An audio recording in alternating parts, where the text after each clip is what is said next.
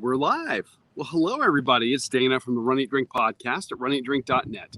It is week 8, day 2, and you know what that means. It's a 20-minute, easy training run. What we're trying to do this week, now that we've had race day, is make sure that we're maintaining the level of fitness that we've achieved by doing these training runs and these intervals over the last 7 weeks. And we're going to put the capstone, if you will, on all of this Saturday when we do one more 5K as a training run. It'll be the last training run of this 8-week cycle, and it's going to be a special one because we're going to be incorporating this into one of our Disney Virtual Series events that we're going to be doing, one of our Lion King themed virtual 5Ks. But this weekend, we're taking the run to Disney. We're going to get on the road.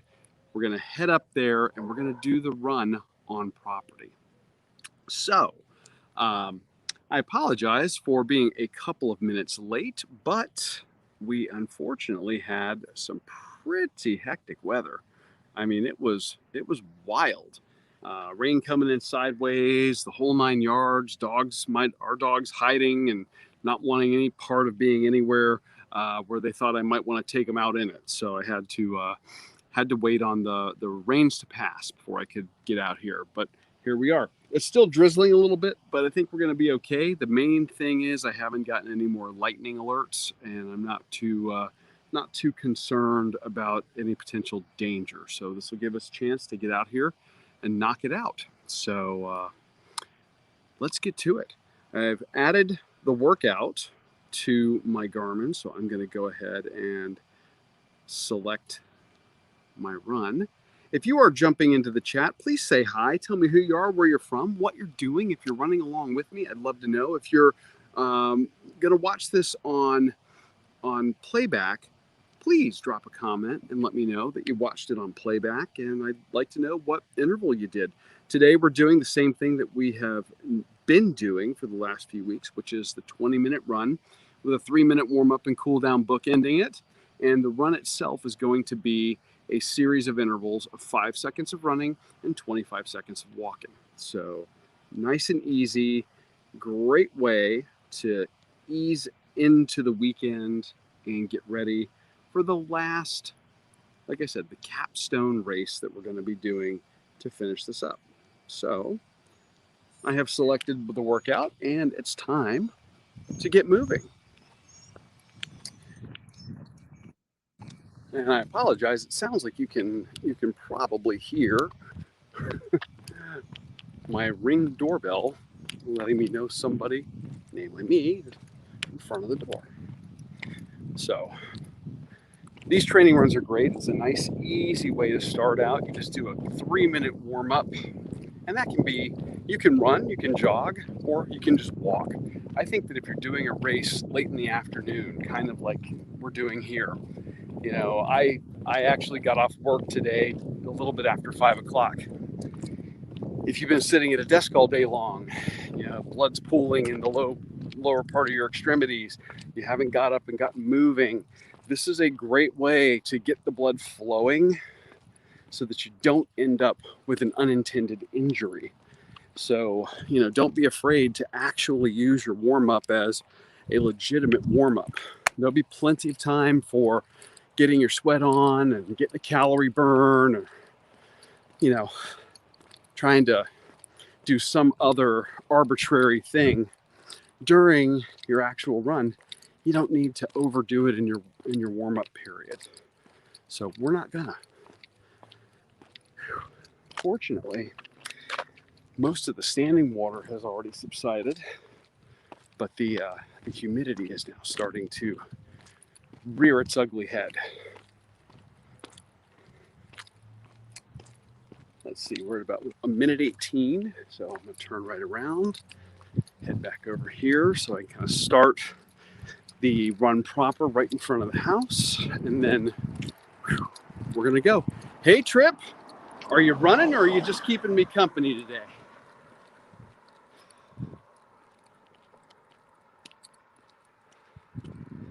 Let me know.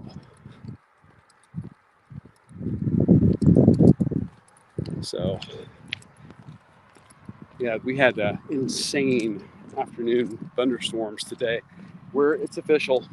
We're back in the swing of things. It's been on the regular here for the last few days, but we've been lucky. It hasn't interfered with any of our runs together, and I've been very thankful for that.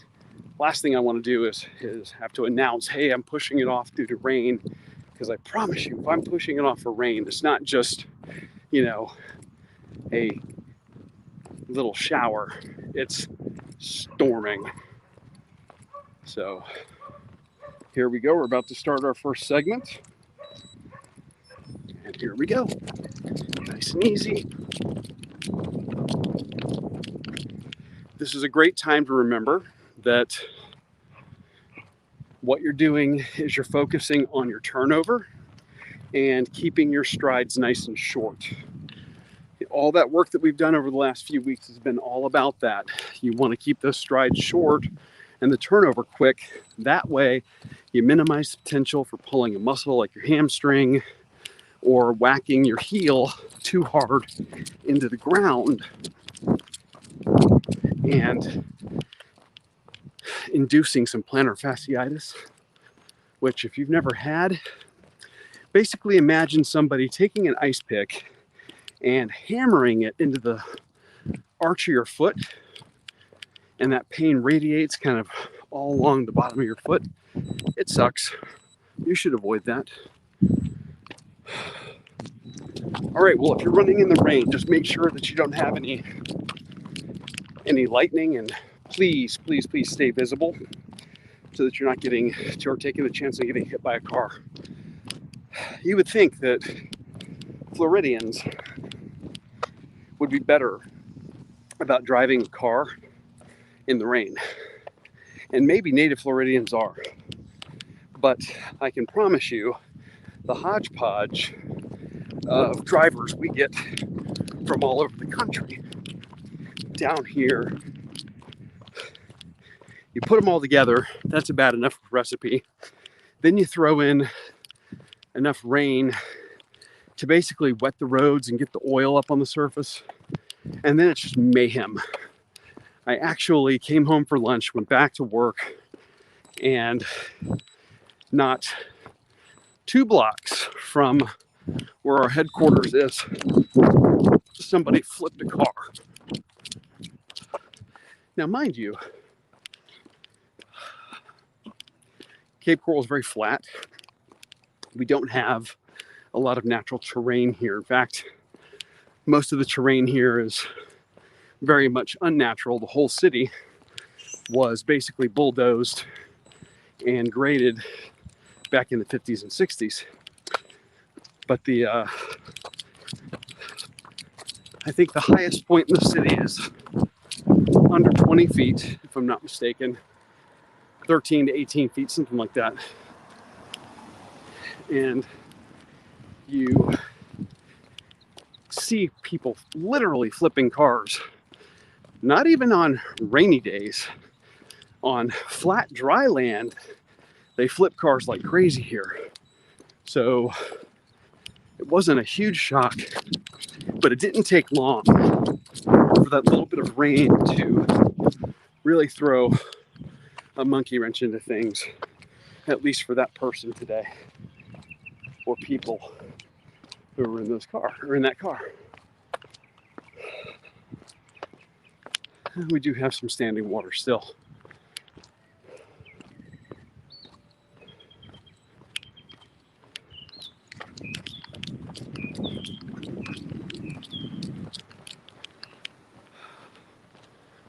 All right. This will be a nice way to end the day. I had a pretty intense day of desk work, typing reports, really honing my skills as a lethal keyboard warrior. And hey, Josh, how are you, man? So what I was talking about when we first started out about not overdoing it if you've been really sedentary throughout the day, on your warm up. It's my own advice for me. I do get some days like that where it's a lot of keyboard time, and more office people who have office jobs deal with that. So a lot of them combat that with apps on their smartwatches that tell them when to stand up and take a break. And that's a great idea. Whatever works for you, do it. But they say that you should get up at least once an hour for 10 minutes to stretch, get the blood flowing. And we actually have had, or I've had a coworker develop blood clots from sitting too much in an office chair. So, or at least that's what he was told.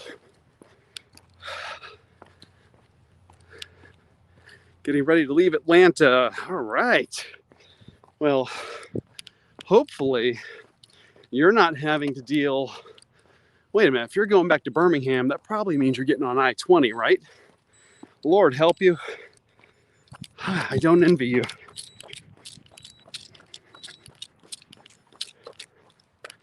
Yeah, that stretch, oof, rough. I used to work that area in I-20 on the west side of Atlanta near Fulton Industrial Boulevard.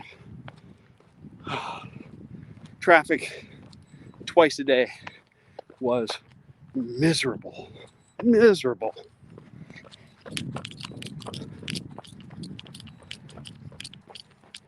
The only saving grace for me was that I worked what we called morning watch, and that meant that I had to work from 11 p to 7 a.m. so I could leave at 10 and usually not have a problem, and basically straight shot all the way around the perimeter, because I work down near College Park, East Point. To give you an idea, if you're familiar with Atlanta, which you are, we lived near Georgia 400 and 285, and I worked I-85 south of Atlanta Hartsfield, down near College Park, East Point, Union City, in that area.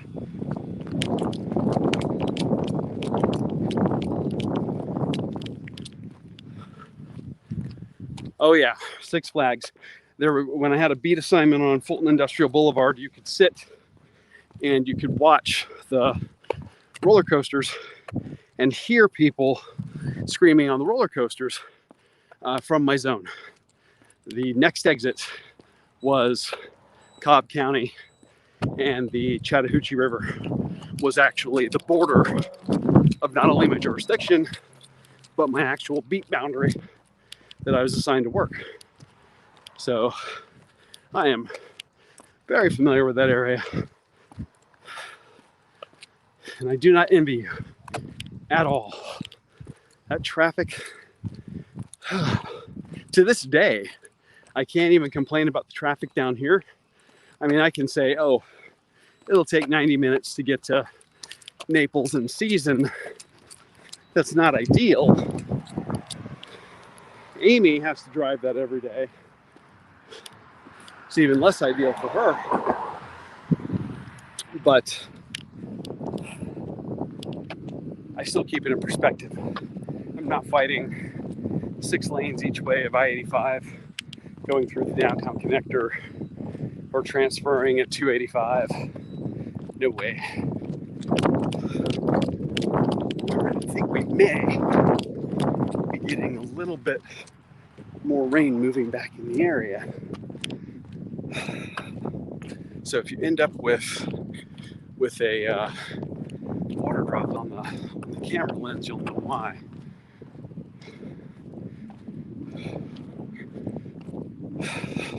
Yeah, that's a good way to look at it.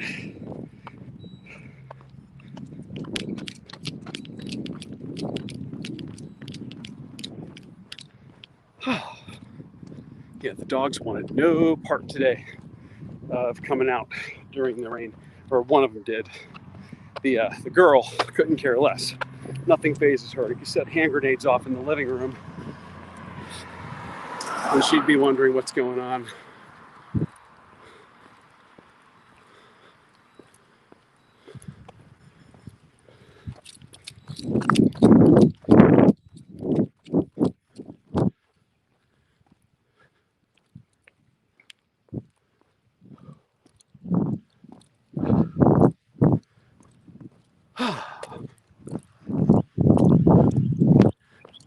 Hashtag Eeyore.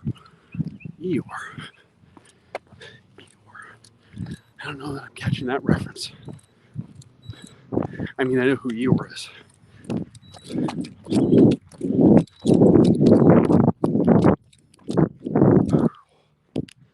All right, so we are on the 21st out of 40 segments. So that means we've crested the hill at the halfway point. This will be nice and easy heading in. And then when we get there, when we get to the end, I've got a bottle of water waiting on me so I can rehydrate.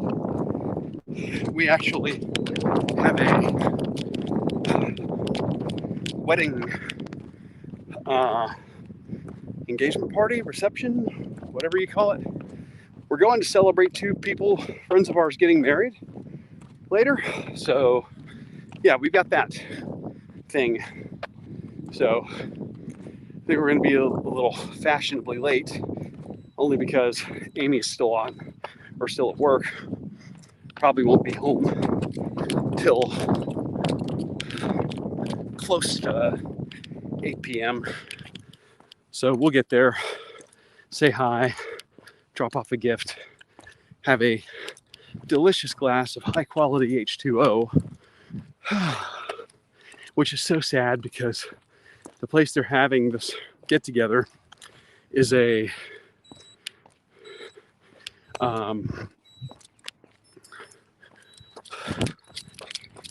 it's a, what do you call it, craft beer bar with killer burgers. I don't know if we've done them on the show. Amy can usually recall that like a savant, but it's a place that has a couple of locations here in the Cape Coral Fort Myers area called 1025, and they're doing a burger this month. They do a specialty burger each month. They're doing one this month called the Dad Bod, and I mean it looks like it's probably the size of a Olympic shot put.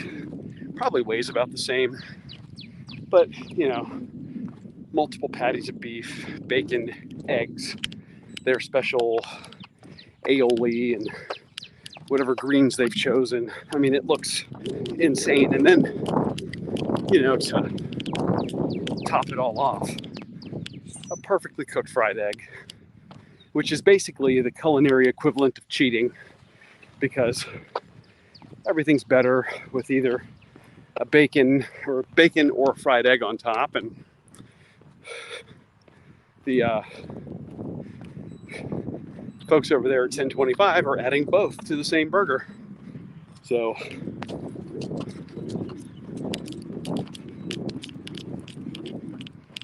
we're gonna not have that tonight because neither one of us wants to start over at day one on this challenge.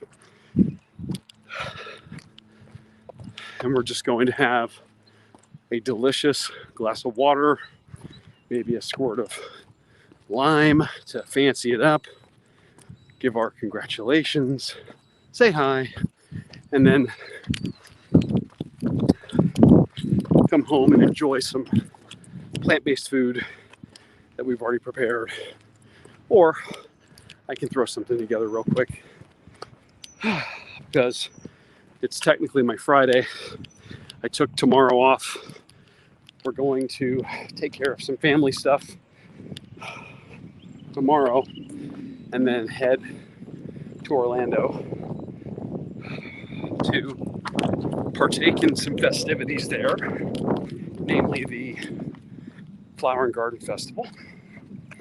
And the fact that they have this, I believe they call it a garden stroll. Garden stroll. Uh-oh. All right, Josh, you be safe, man. Keep it between the lines. Remember, don't add to the population, don't subtract to the population, and don't end up on the side of a road or in a ditch. You be safe.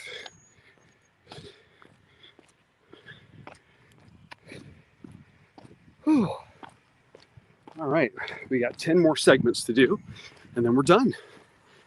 And again, aside from the now ridiculous humidity starting to come up because of that sun, this isn't so bad. The rain actually cooled it off a little bit. So air temperature, not bad. Humidity, awful. Hey, Amy. Amy is cleaning at work, everybody. Say hi to her.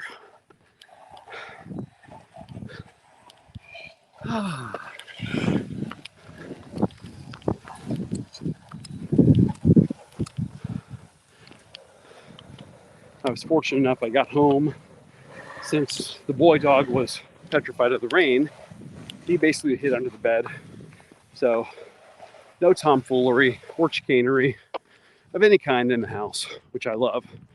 The girl was snoozing and just hanging out as good as she could be. Imagine that. And then the cats were ignoring everybody. So got them fed, got them walked, got out here, and just had to let it subside, the last bit of it subside, and then boom, so I'm gonna get out here, and I figure worst case I'd get some droplets like this. Nothing bad.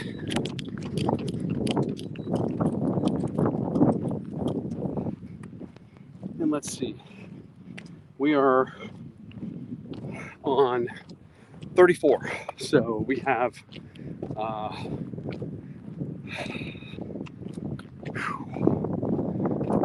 2 more this way, and then I can turn around.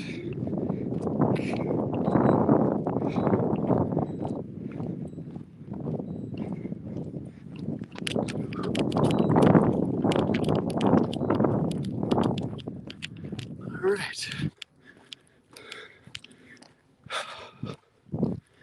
Yeah, Amy, you just be careful driving home when you leave. The clouds look worse in the distance than they do here. Although I think you said it was either heading your way earlier or had been through. So hopefully it's done for you. Her problem with her commute is she can either go the interstate, which is a crapshoot, or US 41, which is definitely a crapshoot. Because that's where you take all the people that are scared of the interstate and then put them all together in a closer, confined driving environment and introduce major intersections and traffic lights.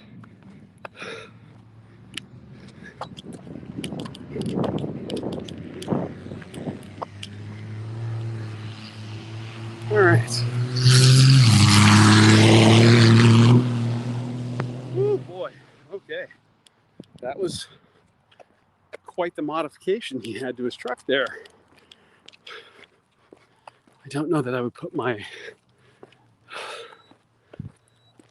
make the cut to do my modified exhaust and have it coming out of my Toyota Tundra hood until I had my stacks ready to install. But that's just me. I'm gonna roll coal like that.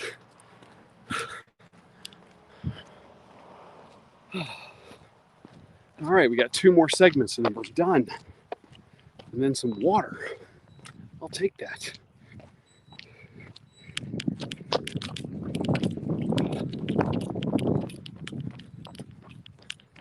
All right.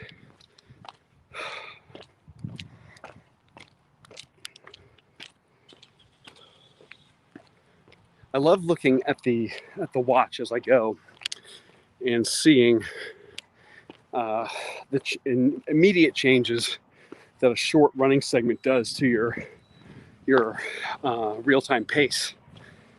I have a car pulling out in front of me. I'm gonna have to. Well, they're not looking and paying attention. So let me see here. All right.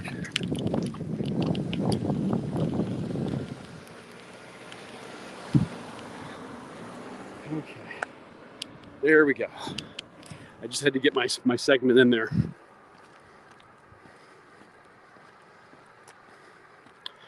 Oh, there is often commute rage, Trip. The rage texts are real, especially down here where we're at. It's we're driven so much by seasonal population that we add, probably not even an exaggeration, 30,000 people to our city between October and April.